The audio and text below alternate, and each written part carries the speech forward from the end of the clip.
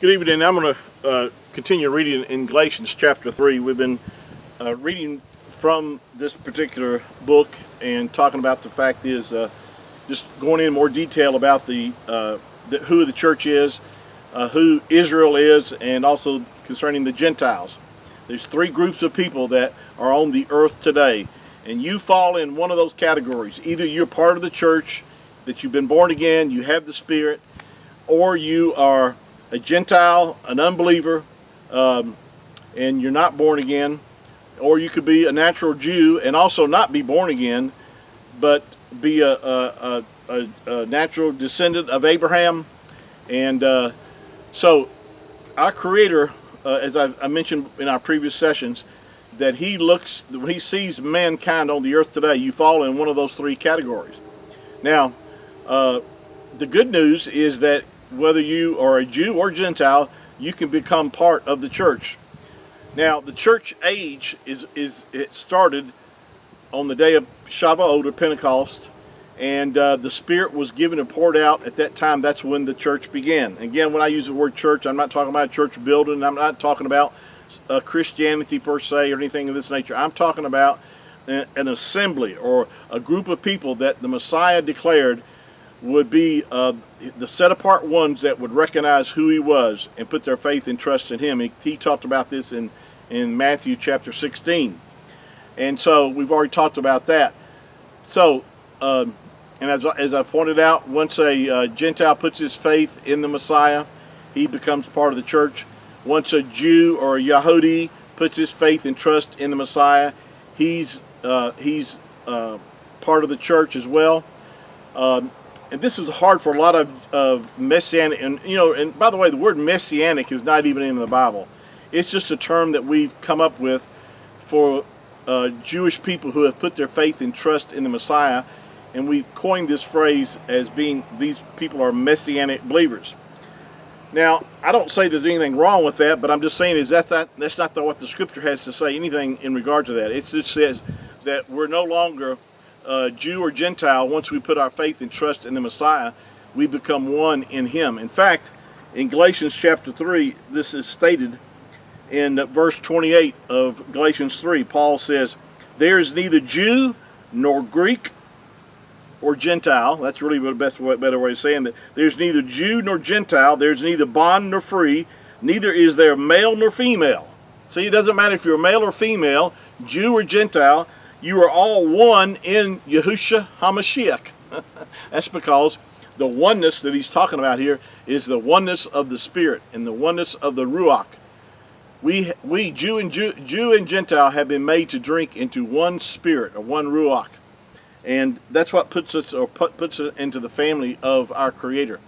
That's why we're all joined together. Now, at the rapture, the church will cease to exist because at that point, Yahuwah would turn His whole attention upon the nation of Yasharel.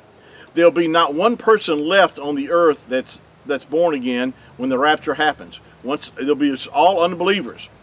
But there'll be during this 7-year time frame, there'll be the gospel being preached by the two witnesses.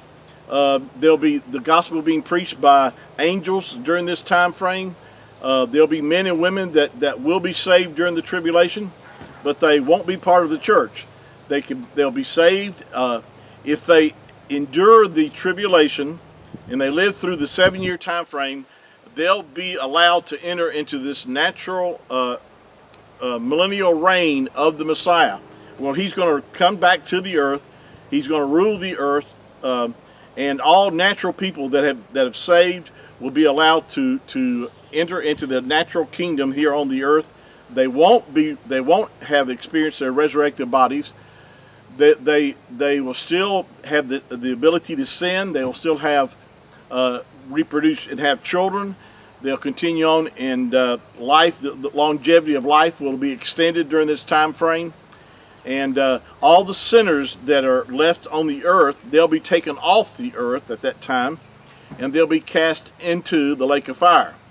The Bible talks about that. This is where the wheat and the tares parable comes into play. Also with the parable about the goat and the sheep. The sheep and the goats will be separated.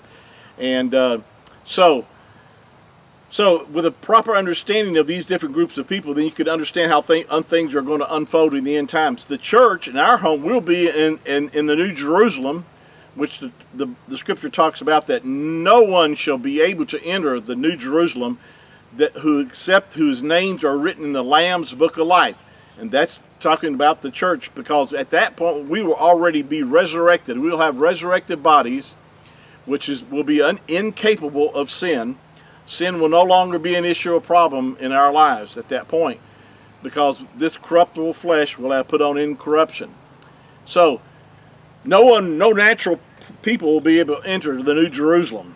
Only those that are written in the Lamb's Book of Life, which is talking about the church, people, Jew and Gentiles that are born again. We'll talk more about this on our next session.